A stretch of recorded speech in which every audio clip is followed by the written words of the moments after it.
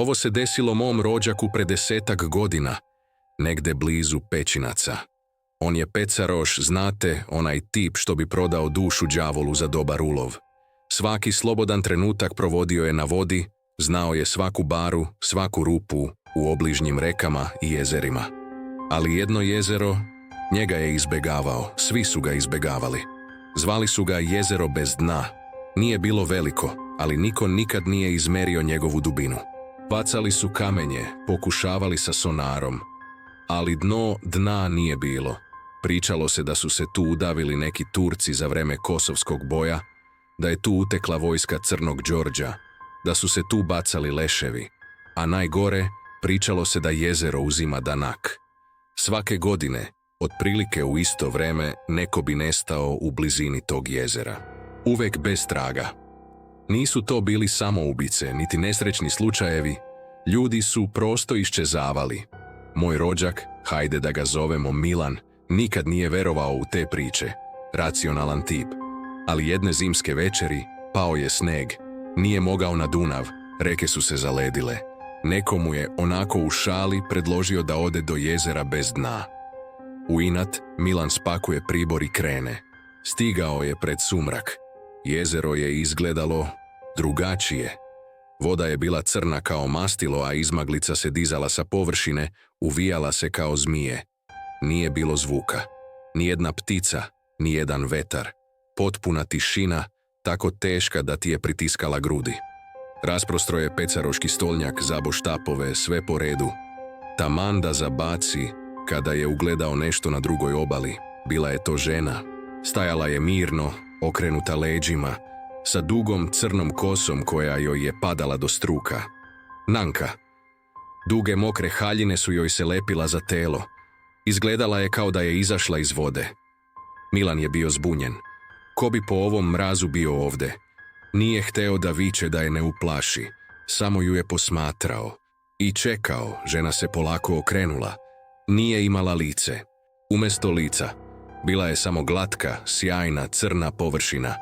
Kao da joj je koža zategnuta do krajnjih granica, bez jedne crte. Jedino što je imala, bile su oči. Dve užarene crvene tačke koje su svetlele iz te crne praznine. I te oči su gledale pravo u njega. Direktno. Milanu se zaledila krv u žilama. Nije mogao da se pomeri, da digne ruku, da progovori. Te oči su ga držale kao magnet. Počeo je da osjeća jezivu hladnoću. Ne od zime, već od te pojave. Hladnoću koja mu se uvlačila u kosti. Žena je podigla ruku sporo, kao da je pomera pod vodom. Prst joj je bio izdužen i tanak, a nokti dugi i crni. Uperila ga je ka njemu. I tada je Milan čuo. Nije to bio zvuk, već osjećaj. Kao da mu se mozak ispunjava vodom. Osjećaj povlačenja. Kao da ga neka nevidljiva struja vuče ka jezeru. Osjećao je miris mulja i trulog bilja. Znao je da ga jezero zove. Žena je tada ispustila zvuk. Nije to bio ljudski glas. Nije bio jecaj, niti krik. Bio je to duboki, grleni mrmor. Zvuk koji je zvučao kao da dolazi iz same dubine jezera.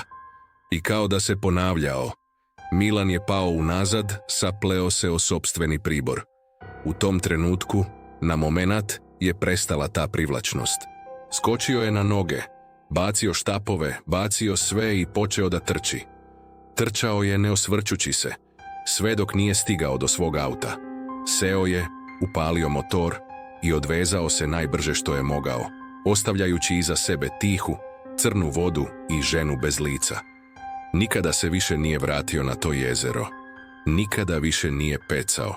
A svake godine, u isto vreme, Milan se zaključava u kuću i ne izlazi napolje.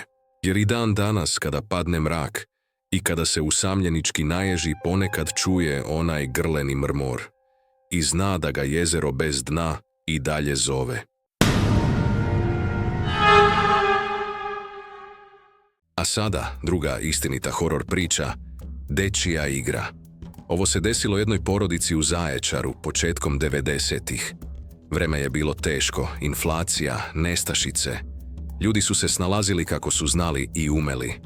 Porodica Kostić, otac Milutin, majka Gordana i njihovo 5-godišnje dete, devojčica po imenu Lena, živela je skromno, ali bili su srećni. Lena je bila zdravo, veselo dete, iako je imala jedan neobičan običaj. Pričala je sama sa sobom. Nije to bilo ništa neobično za to doba. Deca često imaju zamišljene prijatelje. Lena je imala tri devojčice, otprilike njenih godina. Zvala ih je Ana, Milica i Teodora. Igrala se sa njima po cijeli dan. Pričala, smejala se, svađala se. Roditelji su mislili da je to slatko, da razvija maštu. Pustali su je. Problem je počeo kada su Ana, Milica i Teodora počele da postaju stvarne. Za Lenu. Jedne večeri, Gordana je čula Lenu kako se histerično svađa u svojoj sobi. Ušla je, a Lena je vikala na prazan ugao sobe. Neću da ti dam medvedića, moji su. Gordana je pokušala da je smiri, ali Lena je bila van sebe. Plakala je i vrištala.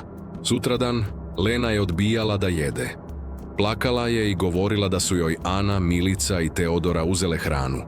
Gordana je to pripisala dečijoj mašti. Ali onda su počele da se dešavaju čudne stvari. Lena bi, kada je sama u sobi, počela da se smeje. Onako, baš glasno, dečijim smehom.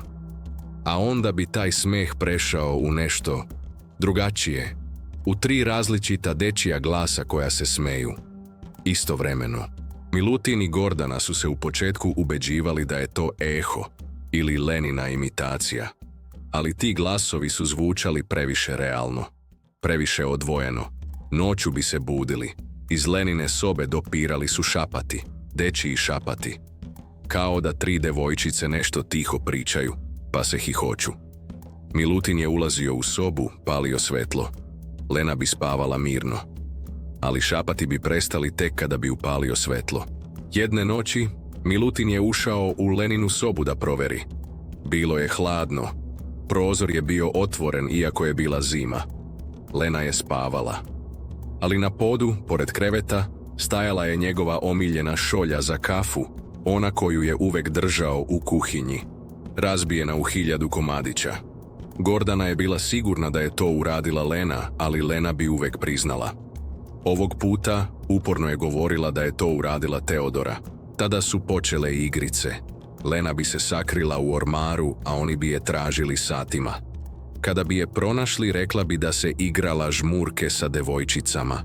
Ali Lena je počela da izlazi iz kuće noću. Nalazili su je na ulici, bosu, usred noći, kako stoji i gleda u mrak. Govorila je da su je devojčice vodile da se igraju. Milutin i Gordana su shvatili da ovo nije samo dečija mašta. Jedne večeri, dok su sedeli u dnevnoj sobi, čuli su Lenu kako priča sa devojčicama. A onda su čuli i odgovore. 3 jasna, tanka, dečija glasa. Kako pevaju. Ne dečije pesmice. Nešto jezivo. Nešto što zvuči kao prigušena tužbalica. Milutin je uleteo u Leninu sobu. Lena je stajala na sredini sobe. Na zidu, iznad njenog kreveta, kredom su bila nacrtana 3 dečija lika, ali ne dečije crteže. Ovi su bili jezivo precizni, sa praznim očima i iskrivljenim osmesima. Lena se okrenula ka njemu sa jezivim, praznim osmehom na licu, osmehom koji nije bio njen. Oni žele da se igramo, šapnula je, ali glas joj je bio grub, hrapav. Milutin je zgrabio Lenu. Odveli su je kod doktora, kod psihijatra. Dijagnoza je bila šizofrenija. Dali su joj lekove, ali Lena je samo čutala. Nije pričala, nije se igrala. A Milutin i Gordana su, još godinama, svake noći čuli šapat iz Lenine sobe. 3 različita dečija glasa kako tiho zovu Lenu da se igra. Nisu se usudili da uđu. Lena je danas odrasla žena, ali nikada se nije potpuno oporavila. I dalje ponekad čuje šapate. I dalje, kada prođe pored napuštenih igrališta u Zaječaru, osjeća se kao da je posmatraju. I zna da Ana, Milica i Teodora nisu bili zamišljeni prijatelji. Zna da su bili nešto drugo, nešto što nikada nije otišlo.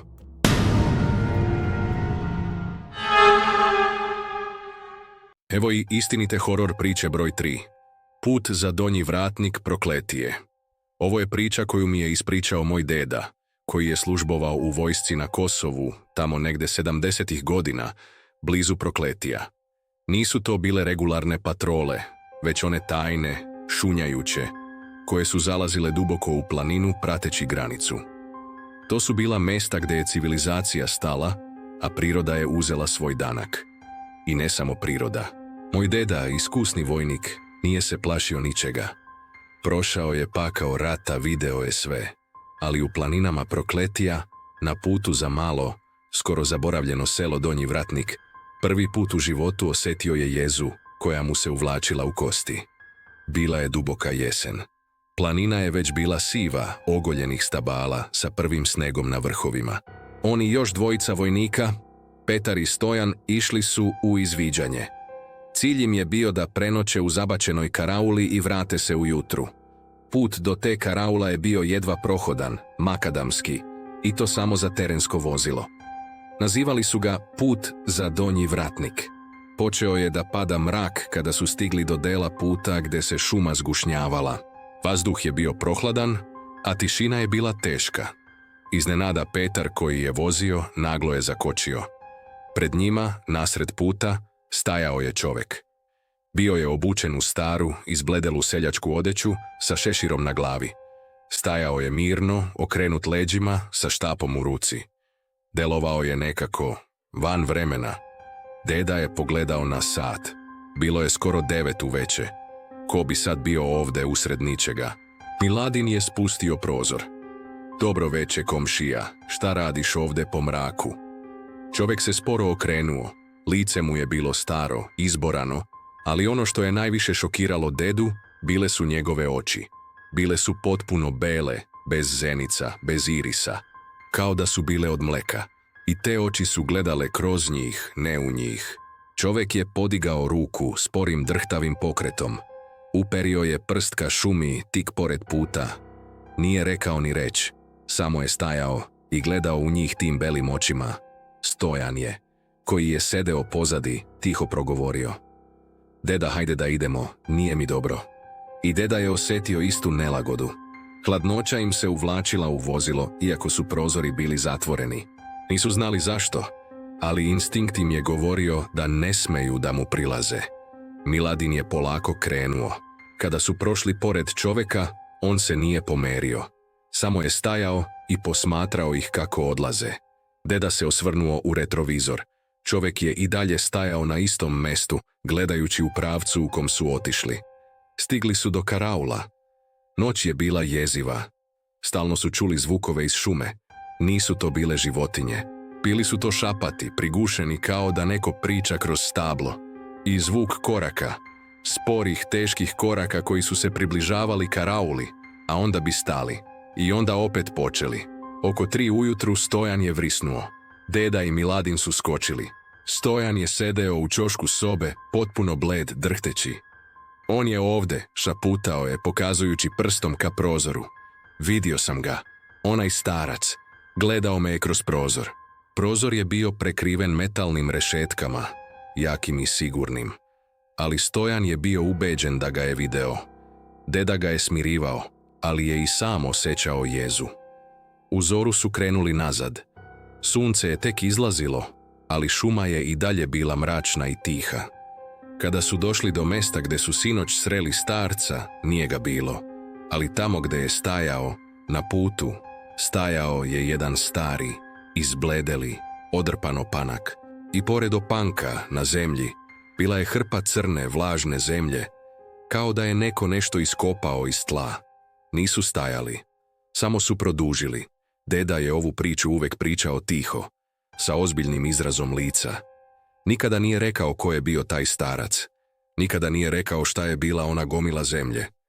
Ali uvek bi dodao, u tim planinama, sine, ima stvari koje bolje da ne budiš. Taj put za Donji Vratnik, on nije samo put, to je granica, između našeg sveta i nečeg drugog. I danas, kad prođe pored obronaka Prokletija, deda se uvek naježi, jer se seti belih očiju i onog opanka. I zna da neke stvari, iako ih ne razumeš, i dalje postoje i čekaju.